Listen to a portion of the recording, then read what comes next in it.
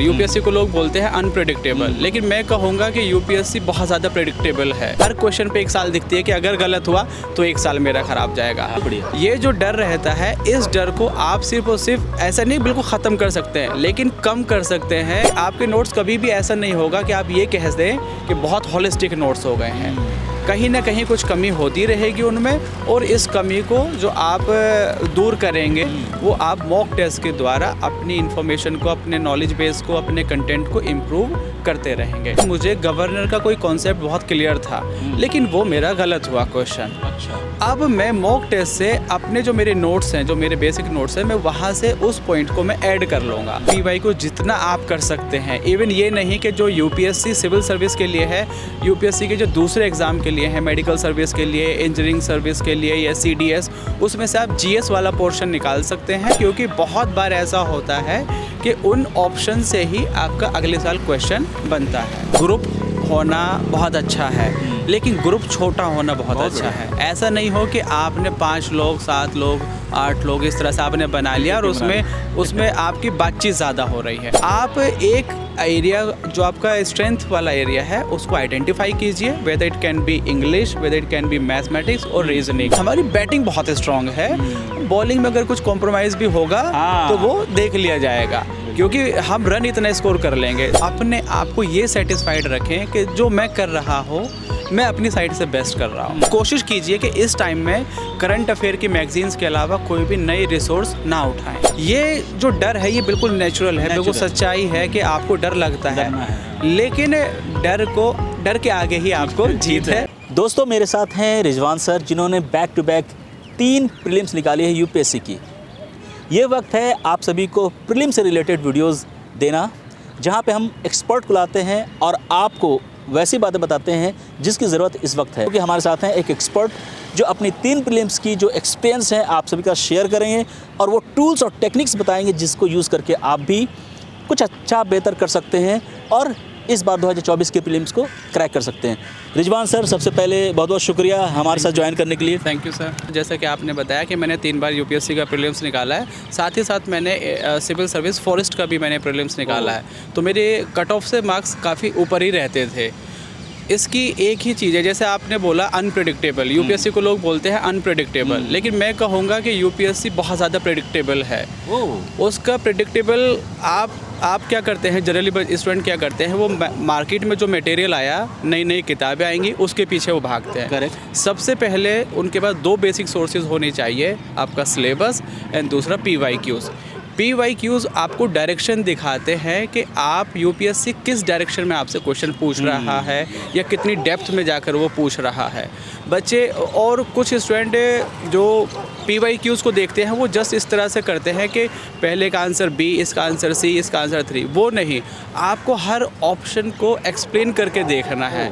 जो मेरा जो तरीका था वो ये था कि देखिए बहुत सिंपल रखना है इस चीज़ को, रिसोर्सेज लिमिटेड रखिए और मल्टीपल टाइम्स रिवीजन कीजिए। जितना आप रिवीजन करेंगे, क्या है यूपीएससी आपका प्रीलिम्स में जिस तरह से वो 1 साल दिखती रहती है, आपको हर क्वेश्चन पे 1 साल दिखती है कि अगर गलत हुआ तो 1 साल मेरा ख़राब जाएगा, अगर गलत हुआ तो 1 साल मेरा जाएगा। बहुत बढ़िया। ये जो डर रहता है, इस डर को आप सिर्फ और सिर्फ ऐसा नहीं बिल्कुल ख़त्म कर सकते हैं, लेकिन कम कर सकते हैं। कैसे कम कर सकते हैं?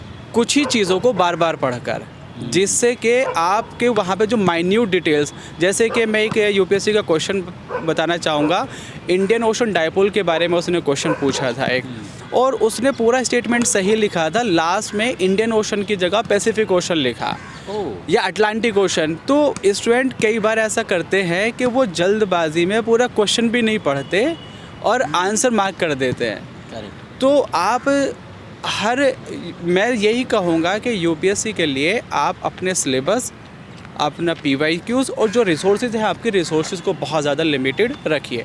आपने फॉर एग्जांपल लक्ष्मीकांत पढ़ी है पॉलिटी के लिए, तो अब आपको दूसरी सोर्स के पास नहीं जाना चाहिए, आप लक्ष्मीकांत को ही रिवाइज़ करें, 2 बार पढ़ें, 3 बार पढ़ें, जब इसके बाद आप अपने नोट्स बनाएं। मैं ऐसा भी जानता हूँ स्टूडेंट्स को, जो सिलेक्टेड स्टूडेंट्स हैं, कि लक्ष्मीकांत उनकी 20 पेज में, 30 पेज में उन्होंने सिमेट कर उसको रख दिया है।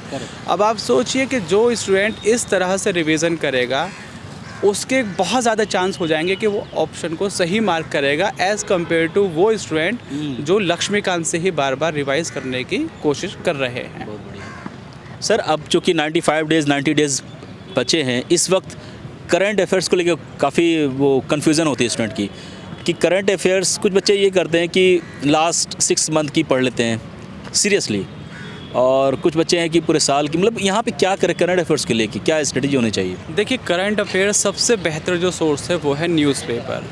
और सब न्यूज़पेपर आपका ना कि सिर्फ करंट अफेयर्स को मजबूत कराता है बल्कि आपकी लैंग्वेज पे भी पकड़ बनाता है, किस तरह से आप एक ओपिनियन जनरेट कर सकते हैं वो भी हेल्प करता है। लेकिन अब 90 डेज़ पहले मैं आपसे अगर ये कहो कि आप न्यूज़पेपर को फॉलो कीजिए तो वही गलत स्ट्रेटजी हो जाएगी, आप उसको ठीक से कर ही नहीं पाएंगे। अब जब आप उसको ठीक से नहीं कर पाएंगे तो आज के टाइम में हम अब क्या कर सकते हैं? जो स्टूडेंट अभी जिनको 25 मई को एग्ज़ाम देना है, तो मैं ये कहूँगा जिन्होंने मंथली मैगज़ीन फॉलो की है, चाहे किसी भी इंस्टीट्यूट की हो, whether it's vision, forum, insight, जो भी है, आप उसी को ही रिवाइज़ कीजिए। अगर आपने उसको भी सीरियसली नहीं पढ़ा है, अगर मैं यूज़ कर रहा हूँ, अगर आपने उसको भी सही से नहीं पढ़ा है, तो अब मार्केट में मैगज़ीन्स आएंगी एनुअल कंपाइलेशन, जैसे कि PT 365, चाहे विज़न का हो जाए, चाहे इनसाइट या फोरम, GS स्कोर, जो भी रेप्यूटेड इंस्टीट्यूट्स हैं, सभी का ये कंपाइलेशन आता है। एंड मेक श्योर कि आप एक इंस्टीट्यूट की पढ़ें एंड उसको मिनिमम 3 बार आप पढ़ें। आप ये बहुत सारे स्टूडेंट ऐसा करते हैं कि इस मैगज़ीन से ये नहीं आया या उससे वो नहीं आया। मैं ये कहता हूँ कि एक मैगज़ीन, आप ईमानदारी से आप ये बताइए आपने सही से कितना किया था। अगर उस मैगज़ीन से बाहर कुछ आ रहा है तो वो मैक्सिमम स्टूडेंट्स के लिए बाहर होगा। तो मैं ये कहूँगा यहाँ पर भी आपको 5 इंस्टीट्यूट की मैगज़ीन नहीं दे रखनी है, एक इंस्टीट्यूट की मैगज़ीन लेनी है और उसको 5 बार पढ़ने की कोशिश करनी है। बल्कि ये है कि आप मैगज़ीन पढ़ें और उसको अपने नोट्स में बना लें ताकि रिवीजन में आसानी हो जाए। सर नोट्स अभी तो वक्त कम है, फिर नोट्स में क्या बनाएंगे उसको? नोट्स जैसे कि फॉर एग्जांपल आपका PT 365 अभी पॉलिटी की आई है, उसके 60 पेजेस हैं, you can easily convert that into 10 pages. अब आप बताइए आप 60 पेज से रिवाइज करना पसंद करेंगे या 10 पेजेस से? और उससे आपका ये भी देखेंगे। बट सर उसको वो इस प्रोसेस में भी तो टाइम लगेगा उसको। हम देखिए टाइम लगेगा, लेकिन आप अगर सोचिए कि कल को आपको रिवीजन करना हुआ 60 पेज पढ़ने के लिए अगर आपको 10 घंटे लग रहे हैं तो यहाँ आपको 10 पेज पढ़ने के लिए 2 ही घंटे लगेंगे। तो टाइम, देखिए टाइम है, लेकिन आज यहाँ टाइम लगेगा, आगे वो टाइम को बचाएगा। कंपाइलेशन में ये है, मैं ऐसा मानता हूँ कि एक बहुत ही डेडिकेटेड टीम्स हैं इंस्टीट्यूट की जो वहाँ बैठकर उस कंटेंट को बना रहे हैं। बहुत उसमें रिसर्च करके वो लोग उस चीज़ को, कंटेंट को बनाकर आपको देते हैं, लेकिन उसमें भी आपको फ़िल्टर आउट करना है। मॉक कितना इंपॉर्टेंट होता है और मॉक को कैसे ले स्टूडेंट, मॉक का बेस्ट यूज़ कैसे करे अपने प्रिपरेशन के लिए? देखिए, आपने अपनी तैयारी, बेसिक जो चीज़ें हैं आप सारी अपनी पढ़ चुके हैं। फॉर एग्जांपल आपने लक्ष्मीकांत पॉलिटी के लिए या NCERTs आपने पढ़ ली हैं, अब आपने मॉक टेस्ट दिया है। मॉक टेस्ट होता है आपकी कमियों को बताने के लिए कि आप कहाँ पर लैग कर रहे हैं, क्या चीज़ें हैं जो आपको अभी इम्प्रूव करनी है। आप सीरियसली मॉक टेस्ट दीजिए। और मॉक टेस्ट में ये देखिए, फॉर एग्जांपल मुझे गवर्नर का कोई कॉन्सेप्ट बहुत क्लियर था, लेकिन वो मेरा गलत हुआ क्वेश्चन। अच्छा, अब मैं मॉक टेस्ट से अपने जो मेरे नोट्स हैं, जो मेरे बेसिक नोट्स हैं, मैं वहाँ से उस पॉइंट को मैं ऐड कर लूँगा। अब मुझे ये याद रहेगा कि कोई कॉन्सेप्ट था मेरा जिसमें मैं बहुत कॉन्फिडेंट था, बट उसको भी मैंने गलत मार्क किया।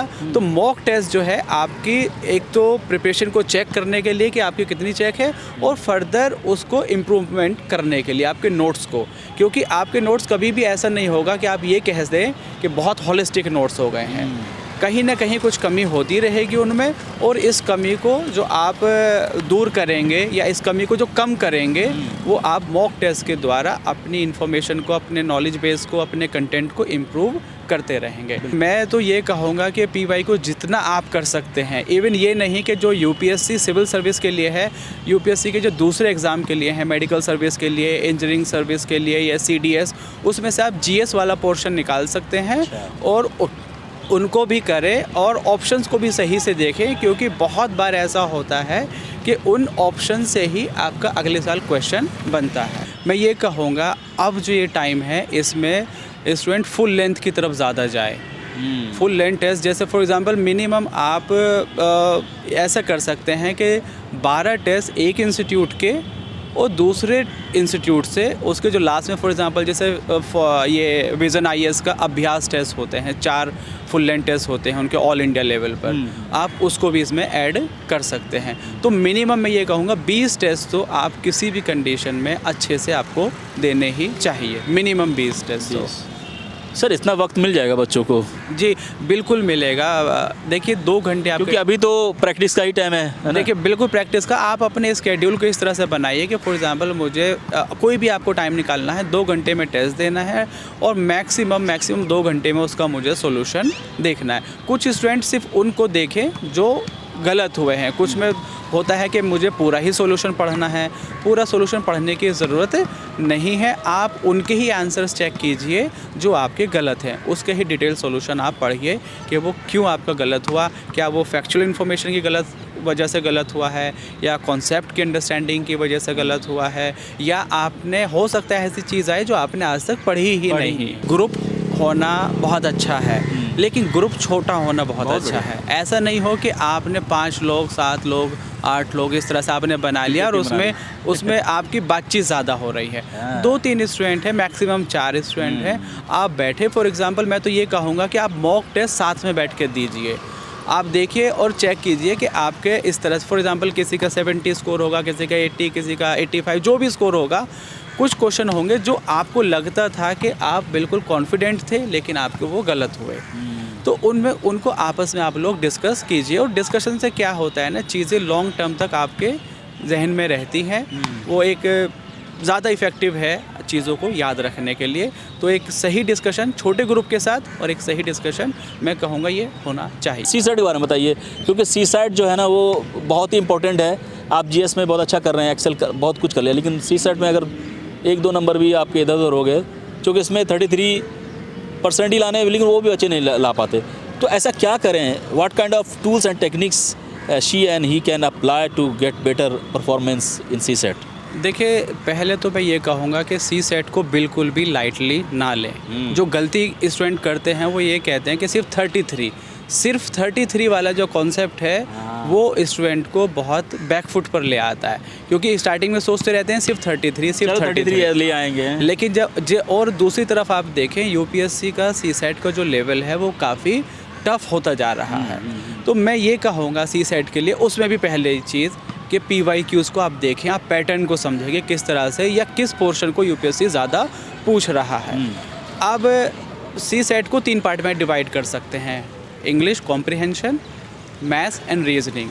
देखिए एक गलती और जो कुछ स्टूडेंट करते हैं वो ये करते हैं कि वो 80 में से 80 ही करने की कोशिश करते हैं। अच्छा। कि जैसे हमें सब कुछ करना है। आप एक एरिया जो आपका स्ट्रेंथ वाला एरिया है उसको आइडेंटिफाई कीजिए, whether it can be English, whether it can be mathematics और रीजनिंग। उसमें कोशिश कीजिए, तीनों में लगभग 25 to 30 क्वेश्चन आते हैं तीनों पोर्शन में। तो कोशिश ये कीजिए कि एक पोर्शन में मैं ऑलमोस्ट 80% में सही कर लो। जैसे मेरी स्ट्रेटजी थी कि मैं रीजनिंग को अच्छा करूँगा, कॉम्प्रिहेंशन को। तो मैंने कई बार ऐसा भी देखा है कि अगर 30 कॉम्प्रिहेंशन है तो मेरे 25 नेट करेक्ट मेरे रहे हैं। तो अब मुझे जब अपने एक पोर्शन पे बहुत कॉन्फिडेंस है तो दूसरे पोर्शन के साथ मैं सिलेक्टिवली जा सकता हूँ। फॉर एग्जांपल मैथमेटिक्स में 30 क्वेश्चन है, I can choose 5 to 10 question जहाँ पर मैं कंफर्टेबली उनको कर सकता हूँ। इसी तरह से आप रीजनिंग के लिए तो मैं CSAT के लिए भी यही कहूँगा, CSAT को फुल रिस्पेक्ट कीजिए, जो वो डिज़र्व करता है बिल्कुल भी लाइटली नहीं लीजिए इस पेपर को, क्योंकि 1 साल की मेहनत। और मैं ऐसे बहुत सारे स्टूडेंट को जानता हूँ सर जो IIT से भी हैं, IIM से भी हैं, जो 23 के अटेम्प्ट में फ़ेल हुए हैं। और वो इसी ज़्यादातर की वजह क्या थी कि CSAT हम कर लेंगे, तो करना उसमें भी नहीं है, उसको भी आपको बहुत प्रैक्टिस के साथ जाना है, बहुत प्रैक्टिस करनी है। डेली का अगर आपका 10 घंटे का स्केड्यूल है, राइट नाउ आपको 2 घंटे CSAT के लिए निकालने चाहिए। मैं ये कह रहा हूँ कि लेकिन उसमें भी आप एक पोर्शन को बहुत अच्छा अपनी स्ट्रेंथ बनाकर ही चलिए। ये सही है। बाकी जो और पोर्शन है मैं ये नहीं कह रहा उसको नेगलेक्ट करना है, लेकिन एक को आप अपनी स्ट्रेंथ बनाकर चलिए। जैसे कि आप किसी भी चीज़ को होता है, फॉर एग्जांपल जैसे आप क्रिकेट टीम, अपनी क्रिकेट टीम का भी लीजिए, तो ये है कि हमारी बैटिंग बहुत स्ट्रांग है। बॉलिंग में अगर कुछ कॉम्प्रोमाइज़ भी होगा हाँ। तो वो देख लिया जाएगा, क्योंकि हम रन इतना स्कोर कर लेंगे। तो मैं ये कहना चाह रहा हूँ कि जो पोर्शन आप स्ट्रेंथ की तरफ ले जाएं अपना, उसको बहुत स्ट्रॉन्ग करें और दूसरे पोर्शंस को भी आप अच्छे से करते रहिए। अब उसमें भी जैसे सोर्सेज हैं, मैं सोर्स फिर वही कहूँगा, PYQ से ही देखिए, और बहुत सारी स्टैंडर्ड बुक्स हैं या मटेरियल हैं, टेलीग्राम चैनल है या यूट्यूब चैनल है, आप वहाँ से किसी भी एक को फॉलो कीजिए और उसे कंप्लीट करने की कोशिश। वहाँ पे क्विज़ वगैरह भी होती रहती हैं, तो क्विज़ को भी वो कर जी सकते हैं। बिल्कुल, देखिए उसको क्विज़ को करें। मैं कह रहा हूँ ना, डेली के आपको मिनिमम 2 घंटे CSAT के लिए आप निकालिए। इसमें आप फॉर एग्जांपल ऐसा कर सकते हैं कि एक छोटा मतलब मिनी मॉक टेस्ट टाइप आप डेली लीजिए कि 1 घंटे मुझे मॉक देना है, 1 घंटे मुझे पढ़ना है, या फिर अल्टरनेट डे पे कि आज 2 घंटे सिर्फ मुझे पढ़ना है और अगले दिन मुझे एक फुल लेंथ मॉक टेस्ट मुझे CSAT का देना है। तो आप इस तरह से कर सकते हैं। जब आप तैयारी में हैं तो अपने आप को ये सेटिस्फाइड रखें कि जो मैं कर रहा हूँ, मैं अपनी साइड से बेस्ट कर रहा हूँ, उसमें कमी नहीं होनी चाहिए। उसके बाद आप जाइए एग्ज़ाम में और अपना बेस्ट दीजिए। ये जो डर है ये बिल्कुल नेचुरल है, बिल्कुल सच्चाई है कि आपको डर लगता है, लेकिन डर के आगे ही आपको जीत है, डर के आगे ही आपको बढ़ना है। और मैं फिर वही कहूँगा, revision, limited number of resources, revision, आपका डर ऑटोमेटिकली कम हो जाएगा। दोस्तों, अगर आप रिजवान सर से कांटेक्ट में रहना चाहते हैं तो इनका ये इंस्टाग्राम आईडी है, इसको फॉलो कर सकते हैं आप और सर से कांटेक्ट में रहिए, क्योंकि इनके पास वो तरीके हैं जो आपकी हेल्प कर सकते हैं। आप हमारे इस टेलीग्राम को ज्वाइन कीजिए, सर की इस इंस्टाग्राम को ज्वाइन कीजिए और अपनी प्रिपरेशन को शानदार बनाइए। चलिए sir, thank you very much for your valuable time.